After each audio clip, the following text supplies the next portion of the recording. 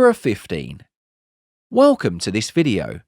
I'm sorry you're facing difficulties, but we are going to fix this error 15 super quick and easy.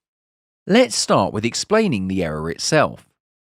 Error 15 tells you that the room temperature was 35 degrees Celsius or more. When error 15 is active, connections NR 15 and 16 are interrupted. Connections 15 and 16 can be used to switch off any heat sources in the room while error 15 is active.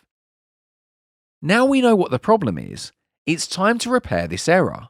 The room temperature has to be lower than the set room temperature for at least 30 minutes before error 15 can be erased and connections 15 and 16 closed again. Note, the unit will not stop cooling when error 15 occurs.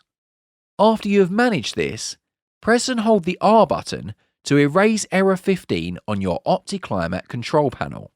I hope all worked out well for you and that the error has now been resolved.